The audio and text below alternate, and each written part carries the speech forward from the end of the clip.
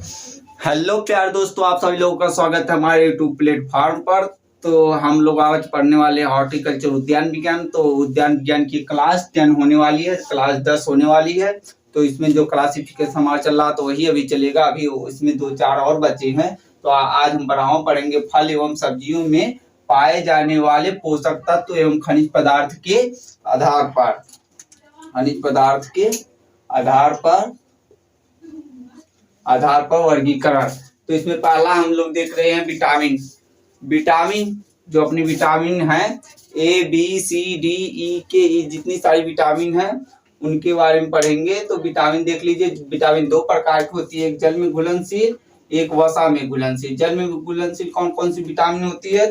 तो vitamin B और सी जल में घुलनशील विटामिन है। वसा में घुलनशील vitamin A D E K। अब देख लीजिए, कंफ्यूज में हो जाती है, एग्जाम में पूछ लेता है जल में घुलनशील विटामिन कौन है। ये आपके जूलॉजी जो आपको पढ़ रहे हैं उसमें भी मिलेगा, क्योंकि आपको जब ब्लड चैप्टर में पढ़ाऊंगा तो उसमें भी आता है विटामिन। तो जल में घुलनशील वाटर में वहां पर वो ब्लड के ऊपर रहता है, लेकिन यहाँ पर ये हम लोग विटामिन पढ़ रहे हैं फल एवं सब्जियों में। तो इसकी ट्रिक देख लीजिए, जल में घुलनशील विटामिन को याद रखने के लिए WBC माने W माने वाटर और विटामिन माने बी और सी विटामिन ही होगा आपकी वजह से। तो जल में घुलनशील विटामिन WBC, वाटर BC, वो जल में घुलनशील विटामिन। तो BC जल में घुलनशील विटामिन हो गई। WBC जब हम आप लोग को ब्लड चैप्टर पढ़ाएंगे जूलॉजी में, सेल चैप्टर खत्म होने के बाद, तो उसमें आता है WBC, RBC, प्लेटलेट से 3 प्रकार के होते हैं। WBC उसी से मैं ट्रिक बना दिया हूँ। WBC वाटर माने जल में घुलनशील विटामिन BC। और बाकी जो बच गई अपनी 4 विटामिन, तो वसा में घुलनशील हो गई vitamin A D E K, जल में वसा में घुलनशील विटामिन हो गई। अब इनका एक चार्ट बना लीजिए कि इनसे कौन कौन से इसके स्रोत हैं। कमी से होने वाले रोग, इनका साइंटिफिक नेम क्या है, विटामिन का साइंटिफिक नेम क्या है। विटामिन को पूछ लेगा विटामिन ए का नाम क्या है। तो विटामिन ए का नाम देख लीजिए, रेटिनॉल या कैरोटीन इसे कहते हैं, रेटिनॉल या कैरोटीन कहते हैं। इसके स्रोत कौन कौन से? तो आम, पपीता, गाजर, जितने पीले फल है। तो आम में देख लीजिए, इसमें कितनी इम्यूनिटी पाई जाती है? तो 4800 प्रति 100 ग्राम आम पर। पपीते में 2020 IB प्रति 100 ग्राम पर। गाजर में 2829 IB प्रति 100 ग्राम पर पाया जाता है विटामिन ए।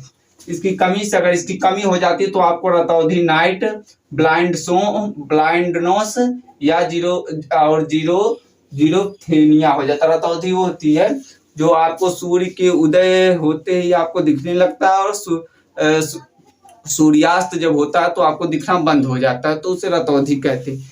तो इसकी एक गोली आती है पीली पीली, वो दी जाती है विटामिन ए को बढ़ाने के लिए। विटामिन B1, विटामिन बी आपकी कई भागों में बटी है। तो विटामिन B1 का नाम देख लीजिए, थायमीन। ये बहुत इंपॉर्टेंट है, थायमीन। विटामिन ए पूछ लेता है विटामिन बी का क्या नाम है, तो थायमीन। विटामिन बी या विटामिन 1 करके पूछ लेगा, थायमीन। इसका मुख्य स्रोत काजू है, काजू में विटामिन B1 पाया जाता है। इसकी कमी से बेरी रोग होता है। बेरी रोग पहले 5 की किताब जो आती थी उसमें रहता था बेरी रोग। बेरी वो हो जाता है, आपका फूल जाता है बेरी मजबूत के है, उसको कहते हैं। देख लेंगे आपको, इसको सर्च मार कर कि बेरी रोग किसे कहते हैं। चित्र से आप अगर देख के पढ़ोगे तो आपको जल्दी याद होगा। थ्योरी में आपको पढ़े रहेंगे, कुछ साल तक याद रहेगा, फिर भूल जाएंगे। लेकिन अगर फिगर से आप पढ़ते हैं तो फिगर अगर एक बार छप गया तो आप जल्दी नहीं भूलते हैं।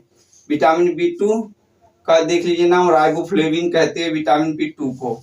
इसका मुख्य स्रोत है बेलपत्र। इसमें 119 प्रति मिलीग्राम प्रति 100 ग्राम पर पाया जाता है। इसकी कमी से कोई नहीं रोग होता है। विटामिन B3 का नाम देख लीजिए, निकोटेनिक या नाइसिन अम्ल से कहते हैं। इसका स्रोत कोई नहीं है। इसकी कमी से कई रोग होते हैं, pellagra, diarrhoea, dermatitis, glossitis. Pellagra, diarrhoea, dermatitis, glossitis, इतने सारे रोग होते हैं। स्क्रीनशॉट लीजिए, इसके आगे बताते हैं। अब आगे देख लीजिए विटामिन B5। विटामिन B5 का नाम क्या है? विटामिन B5 का नाम आप देख लीजिए पेंटोथेनिक एसिड, इसे कहते हैं पेंटोथेनिक एसिड। इसका स्रोत और कमी होने वाले रोग उतना इम्पोर्टेंट नहीं है, इसलिए मैं नहीं लिखा रहा हूँ, क्योंकि आपको एग्जाम क्लियर करना है। आपको यहाँ पर थ्योरी नहीं पूरा पढ़नी, आपको एग्जाम क्लियर करना है। जैसे यूपी कैटेट, ICR, जितने भी एंट्रेंस एग्जाम आपको क्लियर करना है, 12th 11th आपको पास करना। तो जहां तक आपको पूछता मैं उतना बता देता हूँ।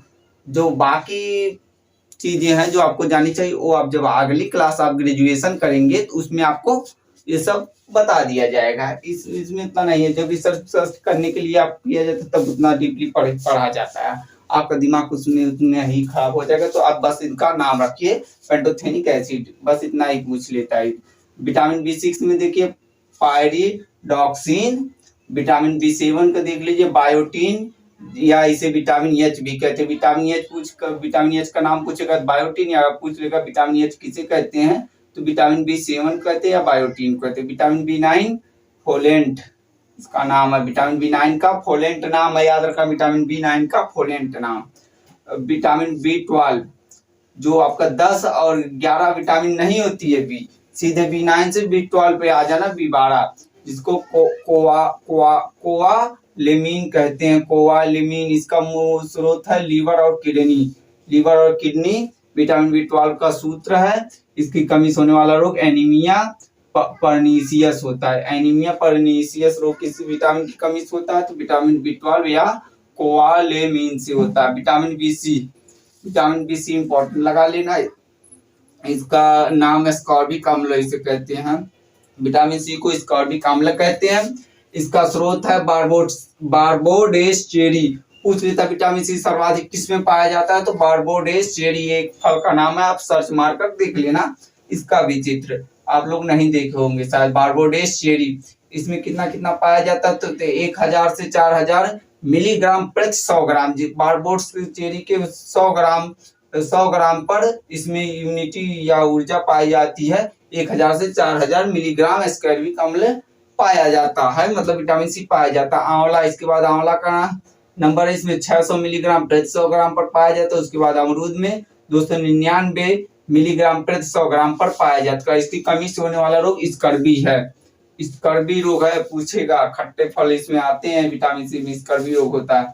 विटामिन डी का नाम है कैल्सीफिरोल। विटामिन डी का वैज्ञानिक नाम है कैल्सीफिरोल। इसका स्रोत मुख्य सूर्य का प्रकाश आपको सुबह सुबह लेना चाहिए, जिससे आपकी हड्डी मजबूत होती है। तो वो विटामिन डी कैल्सीफिरोल सूर्य का प्रकाश का स्रोत है। इसकी कमी से होता है रिक्टेस, ऑस्ट्रेमलेशिया, पिजन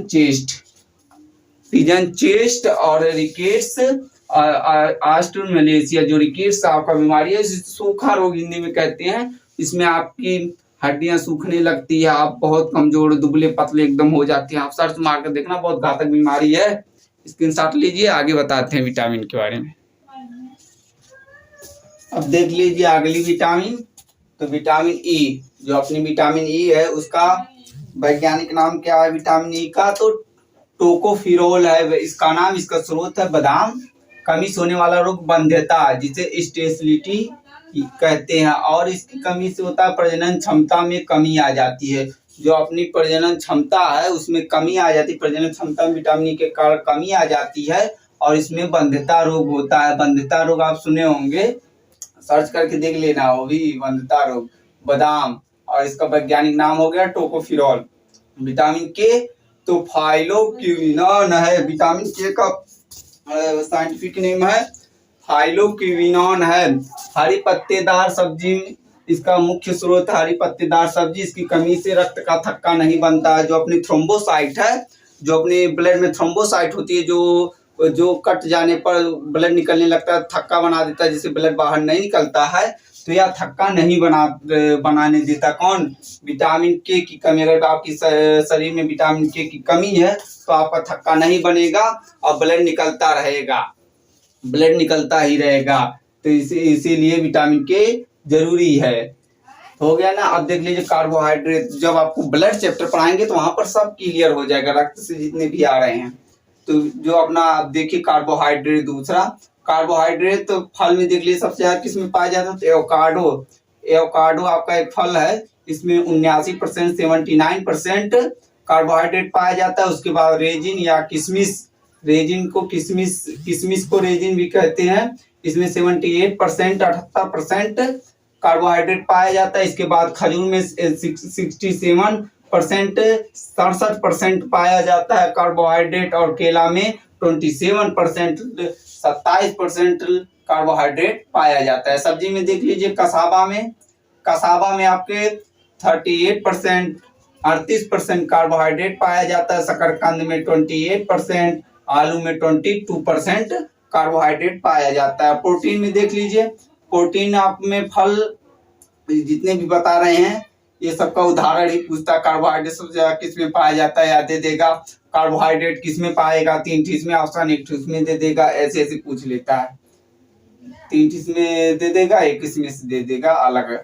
तो प्रोटीन देखिए फल में काजू में 21% और इसके बाद बादाम में 20% पाया जाता है, और सब्जी में मटर में 72% प्रोटीन होती है। प्रोटीन की कमी से होने वाला रोग तो क्वाइसियोर या और दूसरा है मरस्मस रोग होता है। इंपॉर्टेंट है, लगा लेना, स्क्रीनशॉट लीजिए।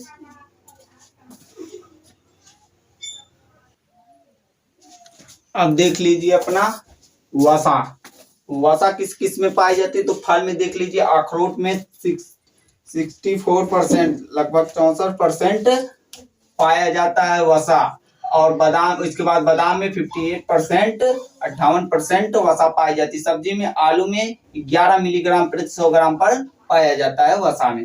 अब पांचवा देख लीजिए कैल्शियम, कैल्शियम लीची में सबसे ज्यादा पाया जाता है 0.21%, और इसके बाद करौदा में 0.10% पाया जाता है। 0.10% पाया जाता है, क्योंकि 0 के बाद वाली जो संख्या है उसको एक साथ नहीं पढ़ते हैं, मैंने बोल दिया था सॉरी इसके लिए। 0.10 जो मैंने बोला था वो गलत है, 0.10% इस तरह होता है। आयरन या फिर आयरन लोहा, लोहा सबसे ज्यादा करौदा में पाया जाता है 39% 39%, इसके बाद खजूर में 11% 11% पाया जाता है। पोटेशियम, पोटेशियम सबसे ज्यादा पालक में पाई जाती है। पालक पोटेशियम का मुख्य, पोटेशियम का उदाहरण एक दीजिए जिसमें पाया जाता है, तो पालक है। आयोडीन भिंडी में पाया जाता है सबसे ज्यादा, आयोडीन भिंडी में सबसे ज्यादा, आयोडीन जिसे नमक कहते हैं वो भिंडी में सबसे ज्यादा। इसकी कमी से होने वाला रोग घेगा है। घेगा रोग बहुत खतरनाक रोग होता है, इसमें आपका ये जो गला है पूरा फूल जाता है, ये पूरा फूल जाता है, ये घेगा रोग है खतरनाक बहुत। इसको भी देख लेना अगर आपको देखना चाहते हो तो सर्च मारकर। रेशा, रेशा किसमें, अंजीर भी सबसे ज्यादा पाया जाता है, इसके बाद अमरूद में। स्क्रीनशॉट लीजिए।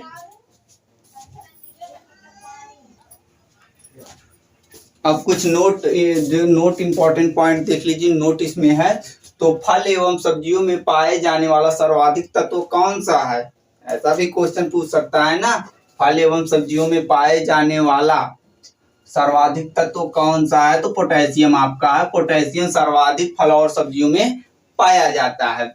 सब्जियों में पाए जाने वाला सबसे कम तत्व कौन सा है, तो वसा, वसा है जो सब्जियों में पाए जाने वाला सबसे कम तत्व है। सब्जी में बहुत कम वसा पाई जाती है, फ्रूट में तो मिलती है लेकिन सब्जी में बहुत कम पाई जाती है। फल व सब्जियों को संरक्षित खाद्य या प्रोटेक्टिव फूड कहते हैं।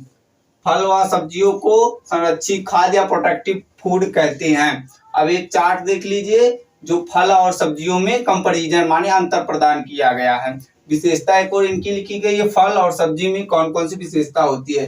तो खाने योग्य भाग, तो फल का सबसे ज्यादा परिपक्व अंडाशय खाया जाता है। सब्जी में फल, पत्ती, तना, जड़ सभी खाया जाता है। फल, पत्ती, तना, जड़ सभी खाया जाता है। मुख्य स्रोत, तो फल जो है विटामिन के लिए सबसे अच्छा मुख्य स्रोत है, और सब्जियां खनिज पदार्थ के लिए सबसे अच्छा मुख्य स्रोत है। सामान्यतः फल अम्लीय प्रकृति के होते हैं और सब्जियां क्षारीय प्रकृति की होती हैं। फल जो टमाटर अपना है वो फल में भी आता है और सब्जी में भी आता है, इसलिए फलस्वरूप तो इसमें टमाटर लिखा गया है। फिर सामान्यतः यह बहुवर्षीय फल होते हैं और यह सब्जियां एक वर्षीय होती हैं। सामान्यतः यह बहुवर्षीय होती है, एक वर्षीय। ये हम हर वर्ष में सब्जी उगाते हैं, लेकिन फल एक बार लगा दिया जाएगा तो सालों साल फल देता है। जान गए ना, स्क्रीनशॉट लीजिए। तो आज की क्लास आपको कैसी लगी कमेंट सेशन के माध्यम से बताइए। आपको जो क्वेश्चन पूछना है वो हमसे कमेंट सेशन के माध्यम से पूछ सकते हैं और आपको सभी चीज PDF टेलीग्राम चैनल पर भेज जाएगी। जो आपका अपना चैनल का नाम है और एग्री एकेडमी, वही टेलीग्राम का भी चैनल है और एग्री एकेडमी। आप जाकर सर्च करेंगे तो वहां पर मिल जाएगी। हर क्लास की PDF आपको वहां पर भेज दी जा रही है। तो आप क्लास कैसी लगी कमेंट सेक्शन के माध्यम से बताइए और वीडियो को लाइक कीजिए, शेयर कीजिए एंड सब्सक्राइब कीजिए। Thank you.